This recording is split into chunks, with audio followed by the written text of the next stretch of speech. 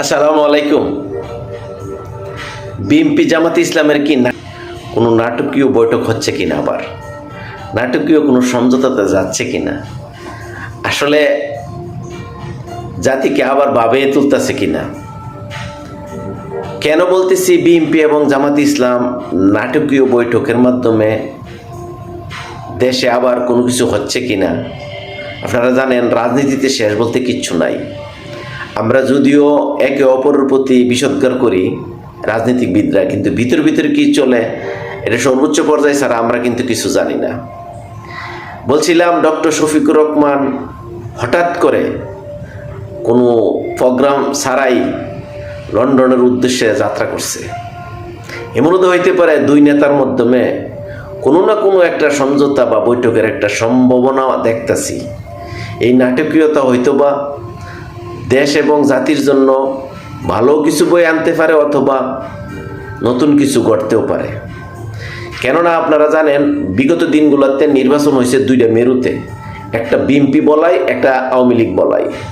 এখন কিন্তু বাংলাদেশে আওয়ামী লীগ বলাই নাই, এই কারণে বিএনপি বলাই বনাম জামাত বলাই হইতেছে।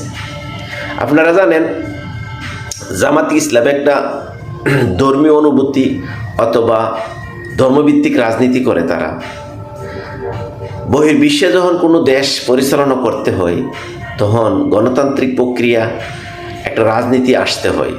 জামাত ইসলাম যদিও গণতান্ত্রিক হয়, কিন্তু তাদের বর্তমানে যে জোট আছে প্রত্যেকটি কিন্তু ইসলামপন্থী রাষ্ট্রের গঠন করার নিয়ে তারা আগাইতেছে।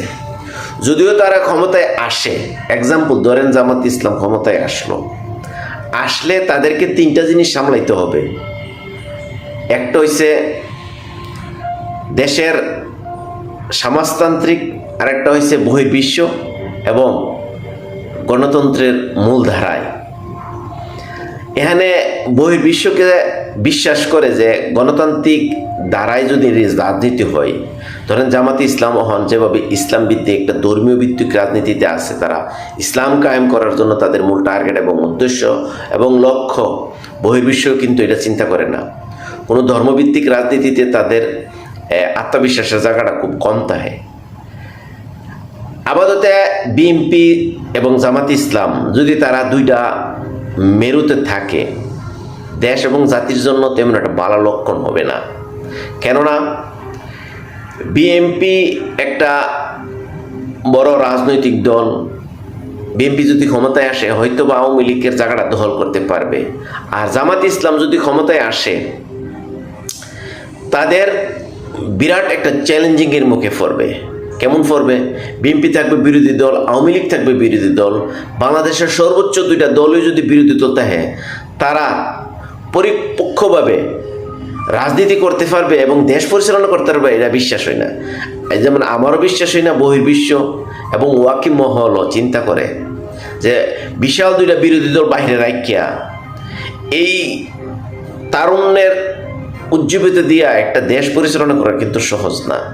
কারণ একটা ধর্ম, একটা দেশ এবং একটা গণতন্ত্র এটা আলাদা আলাদা জিনিস।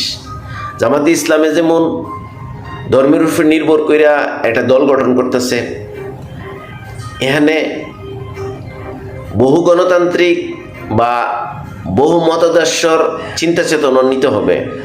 যখন একটা দেশ পরিচালনা করতে হয় তখন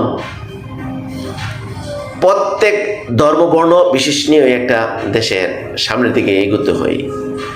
এই এতগুলা কথা বলার উদ্দেশ্য হইল, হঠাৎ করে ডক্টর শফিকুর রহমানের লন্ডন সফর নিয়ে আরেকটা ধর্মজাল হচ্ছে। জানি না, হয়তো বা দুনো নেতার ভিতরে কোনো একটা বৈঠক হইতে পারে। রাজনীতি বলতে কোনো শেষ নাই।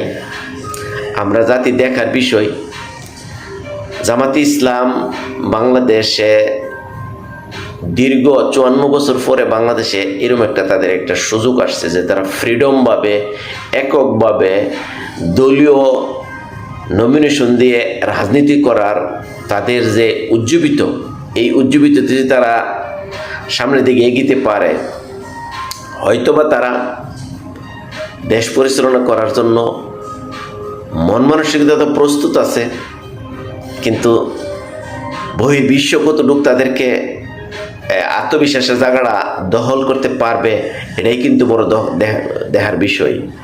কারণ ধর্ম রাজনীতি একটা, ইন্টারন্যাশনালের কার্যক্রম কিন্তু আরেকটা। তো আমরা যারা এখানে বিএনপি, আওয়ামী লীগ, জাতীয় পার্টি এবং জামাতে ইসলাম সমর্থন করি, আমরা প্রত্যেকেই চাই যার যার দলটা আসুক। কিন্তু বাংলাদেশে একক পর্যায়ে যদি বিএনপিকে বাদ দেয়, জামাতে ইসলাম যদি কোনো ক্রমে দেশ গড়ার অথবা দেশের নেতৃত্ব দেওয়ার জন্য আসে, তো আবার বাংলাদেশের ওই ইতিহাসেই আগুন জ্বালাও পোড়াও এটা আর শেষ হবে না। কেননা আবারও বলি, দুইটা বিরোধী দল বাহিরে রাখিয়া তারা যে কতটুকু শান্তিতে করতে পারবে, এটা জাতি অপেক্ষায় আছে বলার জন্য এবং দেখার জন্য। তো হয়তোবা আজকার শফিকুর রহমানের গতকালকে যে সফরটা, লন্ডন সফরটা, এটা যদি সত্যি হয়ে থাকে এবং দুই নেতার মধ্যে কি হইব না হইব আমরা অপেক্ষা করি। আর অনুরোধ করব, যে যেই দল করেন কারো প্রতি বিষোদ্গার করেন না। বিষোদ্গার কইরা অহন এটা 25 আগেরকার দিনে মানুষের চলছে। কারণ অহন গ্লোবাল পজিশনে ইন্টারন্যাশনাল প্রত্যেকেরই যোগাযোগ খুব কাছে, নিকটে। এই ইন্টারনেট জগতে এখন আর কোনো কিছু লুকোচুরি বা কোনো কিছু করা সম্ভব না। তো যার যার অবস্থান থেকে যার যার দল করবেন, কারো প্রতি বিষোদ্গার না কইরা আপনার আমল আখলাক ঠিক রেখে কাজ করবেন, দেখবেন আপনি আরেকজন থেকে ভালো করবেন। এই প্রত্যাশায় রেখে শেষ করলাম।